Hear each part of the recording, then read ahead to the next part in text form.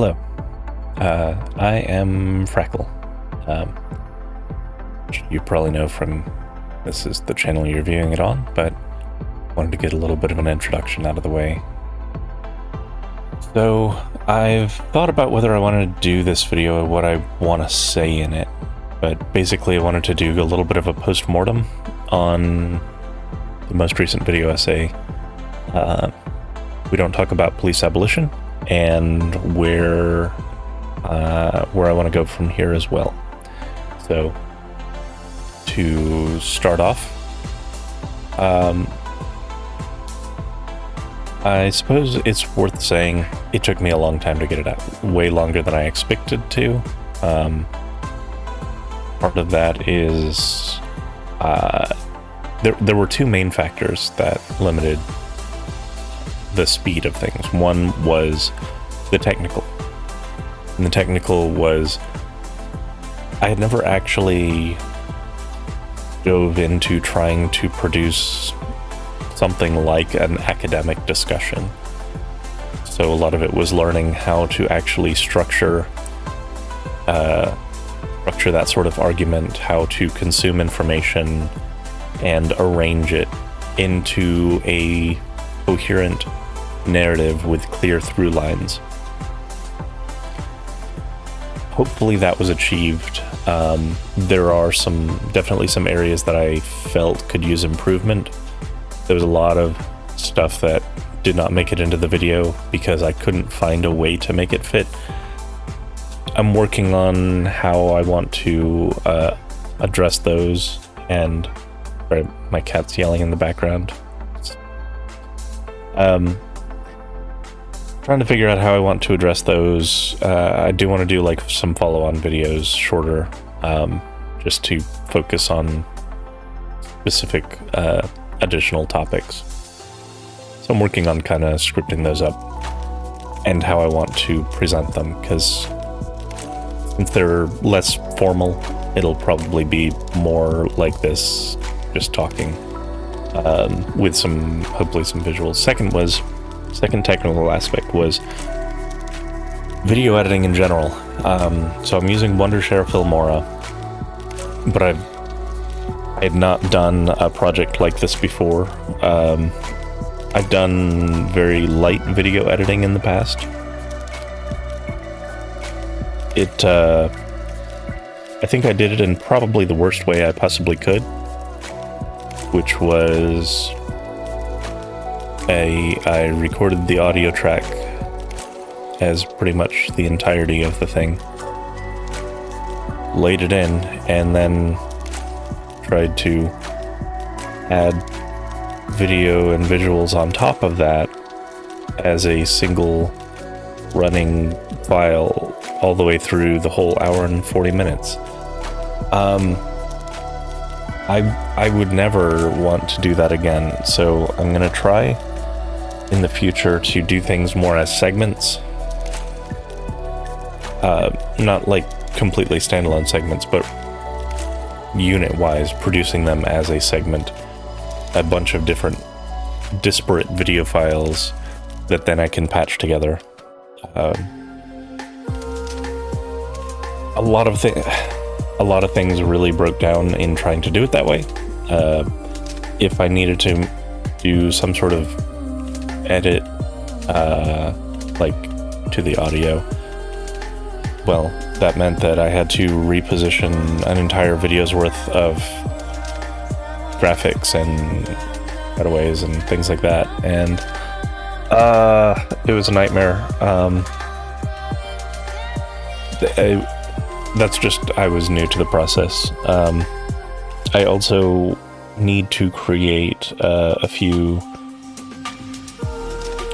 what are they called? I don't know, there's a term for it, but basically the way that text appears and disappears and things like that. And just create like preset templates that I can just use, because each time I was trying to add an element to the video file, I was going through the whole process of setting it up from scratch each and every time, and that's just dumb. A lot of that's just I didn't know what I was doing. Straight up. with video editing. There's a couple minor things with audio that I think I can clean up. I think that's probably if I had to rate things, I would say the content is probably the best aspect of it. The audio was probably second best. The video editing was probably the roughest.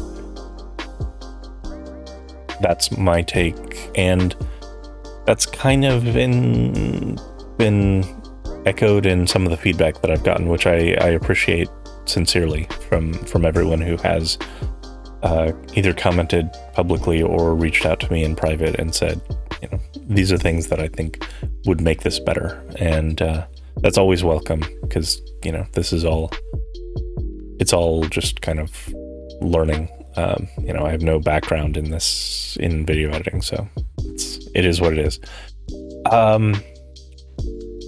Okay, so yeah, that's the technical side, though. There was another aspect to this which I did not anticipate, which slowed me down a lot.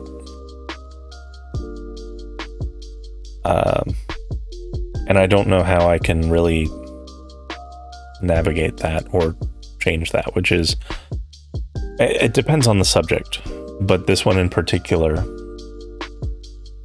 I had to do a lot of reading and research, obviously, but there were times when I was reading a study or a personal account or a book, and I had to put it down.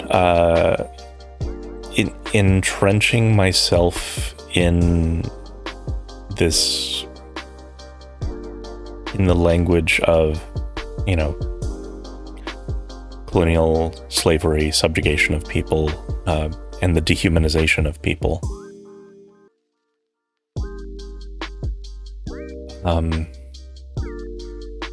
Reading accounts of that and it is difficult. And I know that's just part of the job of understanding, but there were a lot of times that I would have to cut myself short and come back to it the next week, because I just couldn't emotionally weather it in one sitting, which I obviously saying that like as a white person probably sounds ridiculous or whatever, but no, it was it did get to me at times, and so that was another aspect I did not foresee. It will depend on the subject of whatever is being researched, whether that continues to be a major factor. I suspect that it will be, because things that are worth calling out will tend to be fairly painful things. Now, that said, there is a tangential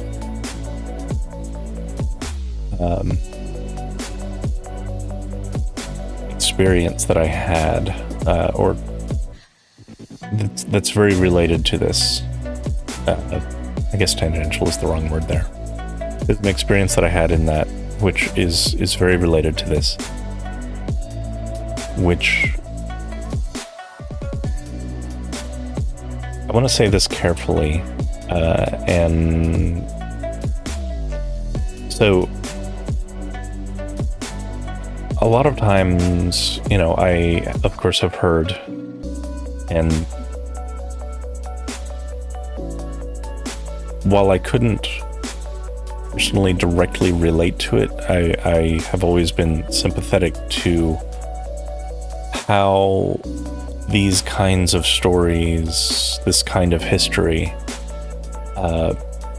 much more deeply impacts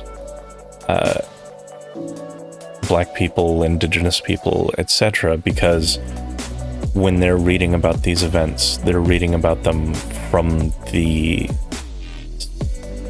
from the perspective of someone who got the worst out of it, the absolute worst out of it. And I've always been sympathetic to that, but I have never been able to directly relate to it because I'm not that. However, I got a glimpse of it, a small taste of what that is. Because the aspects of this, as I was reading it, that actually resonated with me and surprised me with how they kind of gutted me, were reading about the histories of the Irish in particular, because I am on my father's side primarily Irish, and that was my first experience of actually seeing myself in someone who, in an account of someone who, or a group of people who were being violently subjugated. It is not in any way comparable to a descendant of slavery seeing the same thing in stories of slavery. But it was my first actual experience with seeing that aspect of my own history. And I have a newfound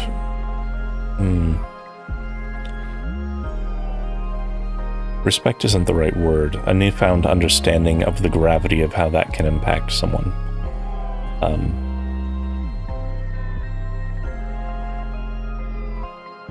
I still could never claim that I fully understand it. It's not, but that perspective was very eye-opening, I suppose. I did find myself at points getting genuinely angry,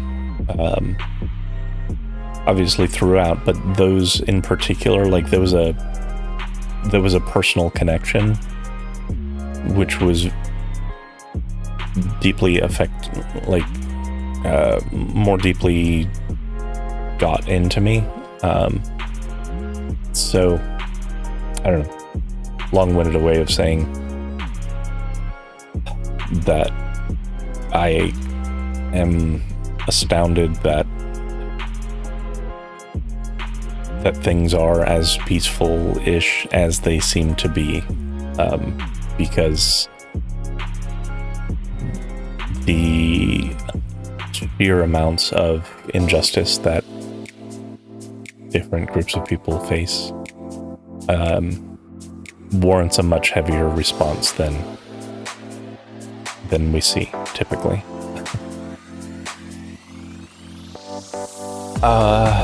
Okay, so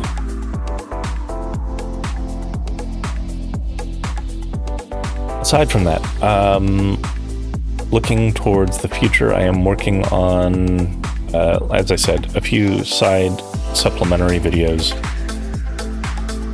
and I'm starting to dig into a subject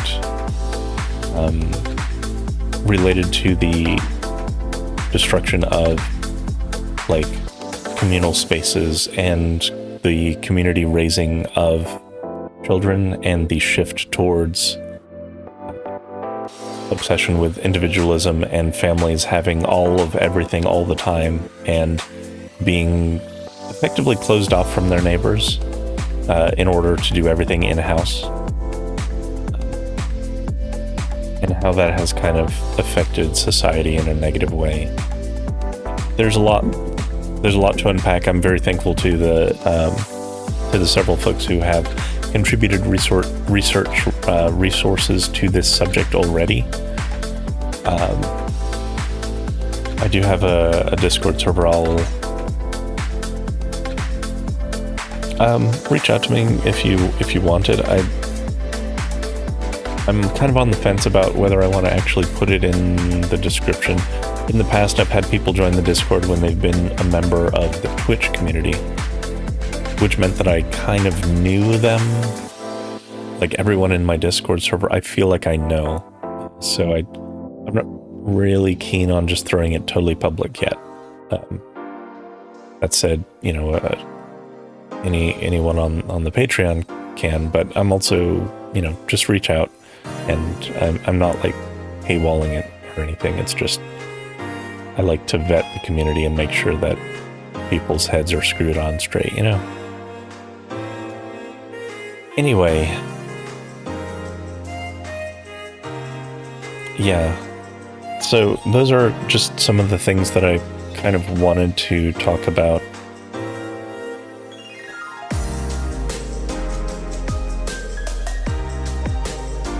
I suppose one other thing that I maybe should have mentioned at the start. The, I suppose, goal of that video, just to contextualize it, was I've seen and I've engaged in a lot of discussion around police abolition, and the trouble in conveying it is in a conversation with someone, it's always just like you try and talk about the idea of police and prison abolition, but it requires such a large amount of systems to get your arms around the scope of what is being discussed that it's very difficult in one-on-one direct real-time conversation unless they will give you the space to just speak about it for like, you know, half an hour straight to discuss the entirety of the theory and everything behind it and all of the reasons for it, as well as the alternatives.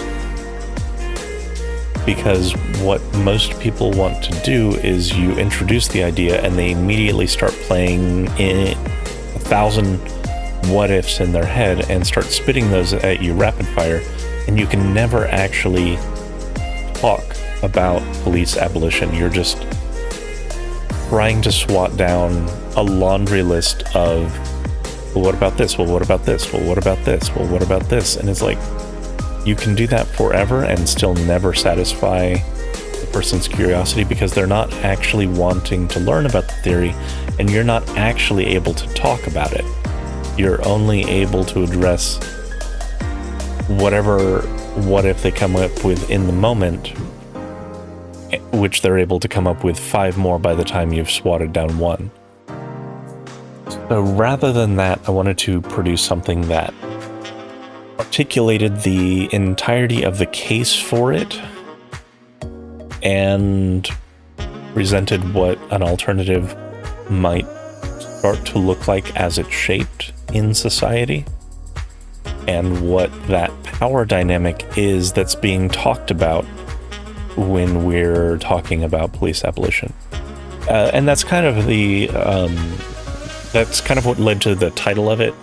Of course, you know, I'm a fan of Encanto as well, so that was a factor.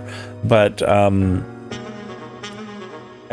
felt very strongly that in these conversations, it's very difficult to actually get to the heart of that subject.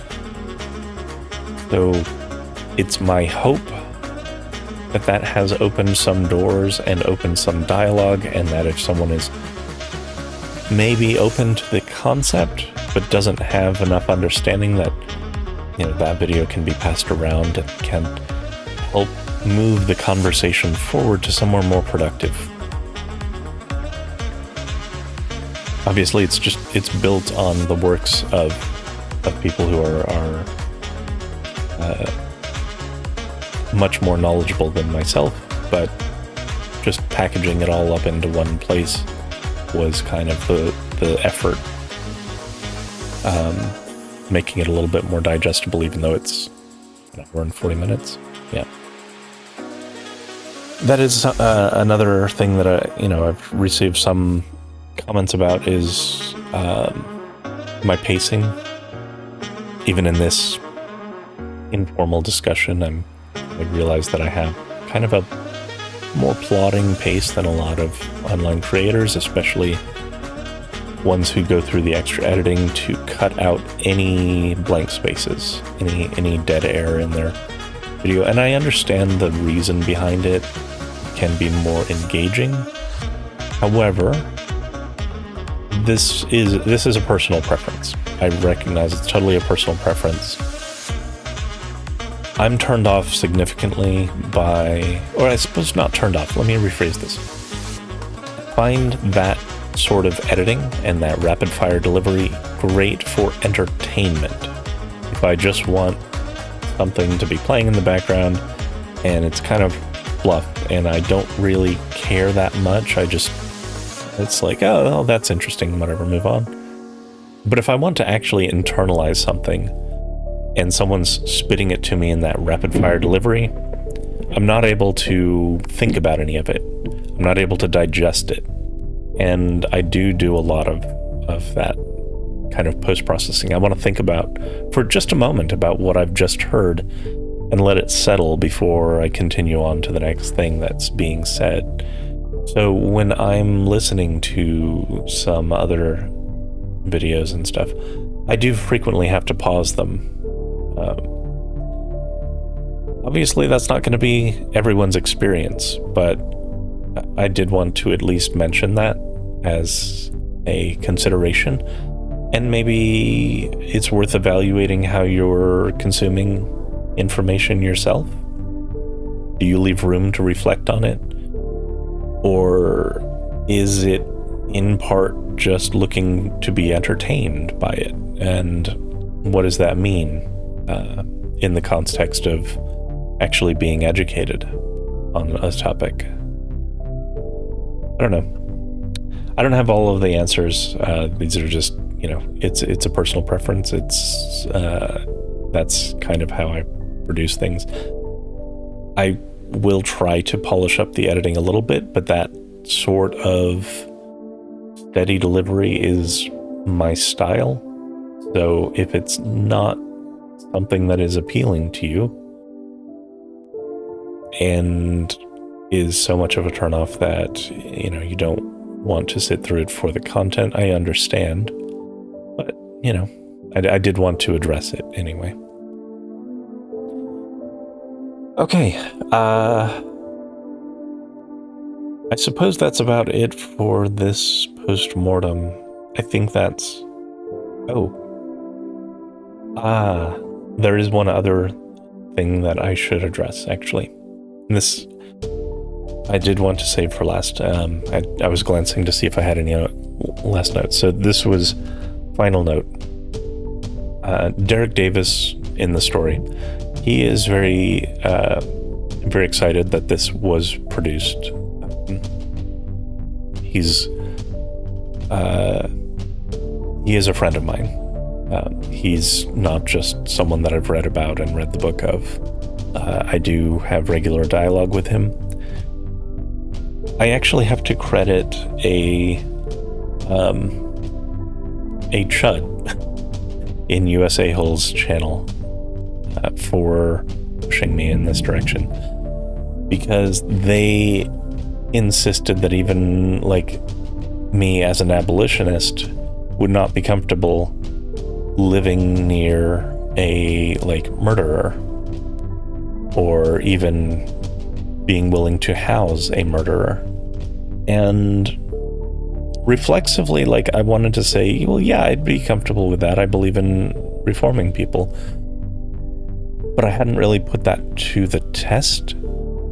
And so that actually spurred me to go and reach out on Connect Network to seek out and communicate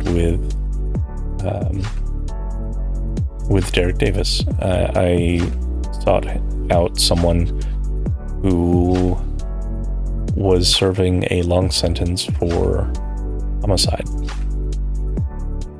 because while I believed that in theory, I hadn't actually developed that sort of personal connection. Like, you can read all you want about how people can be reformed in art just inherently some way, but there is value in developing that personal connection and actually fully realizing it rather than just reading about it. I value my friendship very much with Derek. I've learned a lot from him in discussions with him, and it is with great joy that I can say, while he was convicted and sentenced to a life sentence, he actually, in a more recent parole hearing, the Pennsylvania Department of Corrections has agreed to let him out in 2027. There is still decades of his life lost, but I have been trying to raise funds and put away some funds to help him get on his feet when he is released. I'll be doing a more formal fundraiser probably closer to then, but I did want to mention those things, and if you are interested in getting ahead of that and donating to him, let me know and we can arrange that. So yeah, that is the final thing. Again, thank you to everyone who contributed to it, who encouraged me to stick with the transition to video essays. It's been very rough. And thank you to all of the people who lended their voices and reviewed draft work ahead of time. If that is something that you're interested in, I do have the Patreon. It allows people to get involved in the production side of things a little bit more. If I haven't reached out to you directly, just because I need the help. But yeah, so it's if it's not cats, it's raining and thundering. I knew this would happen the moment I sat down to record. Anyway, I've rambled long enough. Take care, everyone.